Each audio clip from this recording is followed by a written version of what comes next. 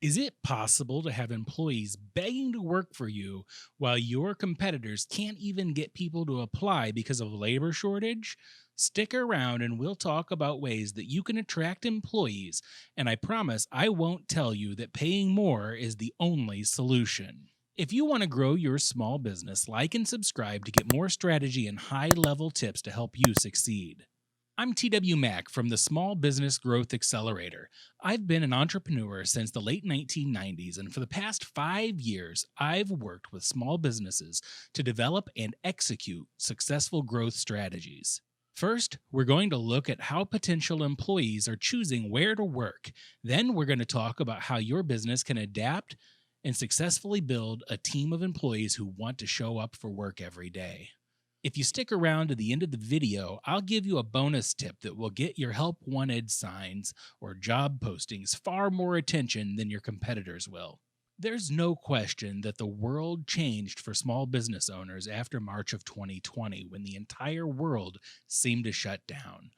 The old world that we knew is showing no signs of coming back.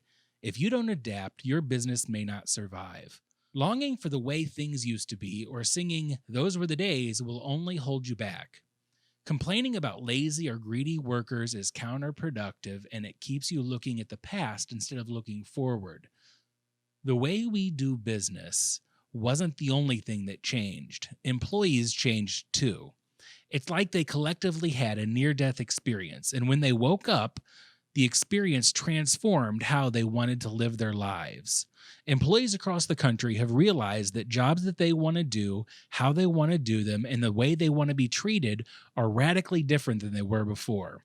This change has been coming for years, but it was happening really slowly. To adapt, you'll need to understand what has changed and transform your business in response.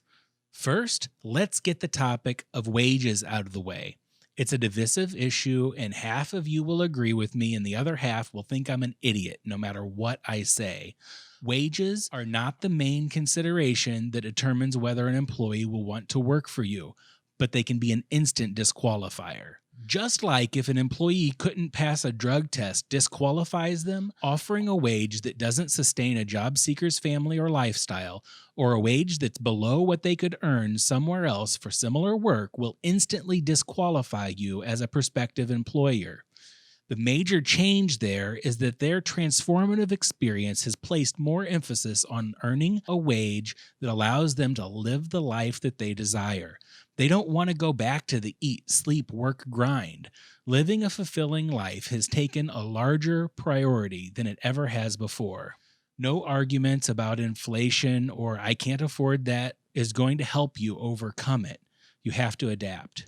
Your wages have to meet two criteria to be able to successfully hire employees. First, the wages have to be at or above market rate.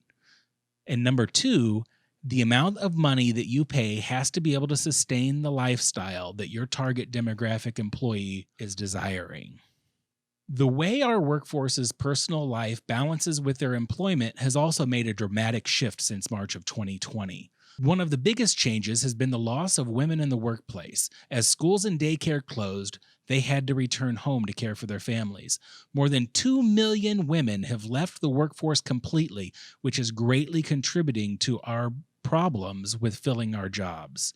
Women and men who were parents were forced to work from home due to office closures, had to learn how to balance doing their work with raising their kids, and in many instances, remote work had to take place right along with their children doing remote learning. Many of these workers who were forced to work from home found that it allowed them to bring better work life balance. For example, parents were able to spend more time with their children while still getting their work done. Maybe instead of going to the office cafeteria and eating a sandwich for their hour-long lunch period, they went into their kitchen and sat down with their kids and ate and checked on how their homework was going. That quality time with their children has been priceless. For those workers with that freedom, returning to a traditional office full-time seems like a huge step backwards. 61% of employees are looking forward to returning to the office for 2 or 3 days a week. Only 18% want to return to the office full time. 27 don't even want to return to the office at all. Even today, as kids have returned to school, schools are having to send kids who have been exposed to the virus home for quarantine, leaving workers in a tough spot because someone has to be there to watch their kids. Naturally, not all employers can offer remote work. If you provide your services to customers in person, your technicians, servers, etc., may not be able to have this level of flexibility. Your business will have to find other creative ways to be flexible. For example, if you build the right culture of flexibility in your businesses, your employees may be able to cover for each other by trading shifts, working a few hours extra to cover for someone who needs it. Whichever method you choose, it only works if you build a culture in your business where an employee knows that their flexibility will be reciprocated in their time of need. To make your job as attractive as possible to the workforce, you have to structure your business in a way that allows flexibility for work so that your employees can balance their work and family life.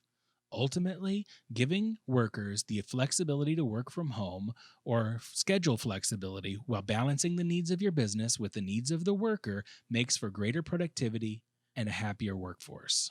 So far, we've talked about how employees are looking at their wages differently and how they're looking at their work life balance differently.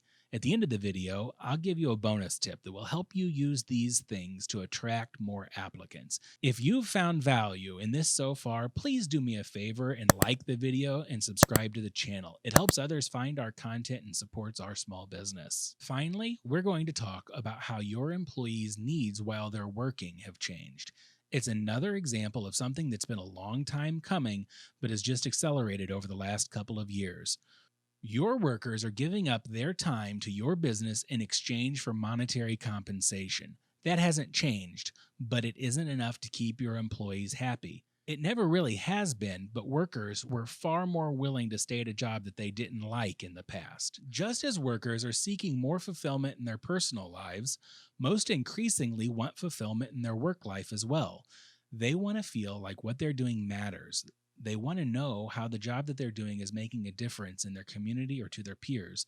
They also want to develop their skills and make progress in their career to improve their lives. If you want your company to attract and keep happy employees, find ways to communicate how important the work that your employees do is, how it contributes to the organization's success, along with how it affects your customers. One of the most reliable ways that I've found to always have a pool of candidates ready to hire is to choose people who aren't as qualified but have the right aptitude and motivation. When you make the offer to hire them, it's really important to have an aggressive plan to train, along with a plan to increase their pay as their value to the business increases.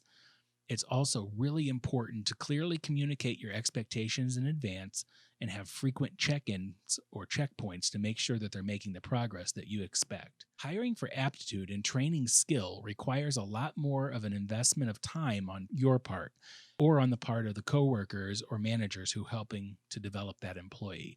It's worth it because giving the worker a skill that allows them to support their family creates massive amounts of loyalty. It keeps them excited and ready to come to work. You should be working with all of your employees individually to develop career roadmaps along with identifying what they need to do to progress to the next promotion or raise. Then help them get there. Give them as much autonomy as possible and let them take ownership of their own performance. Developing all of your employees is important, even if it means that they take those skills that they've earned and learned and they leave your company.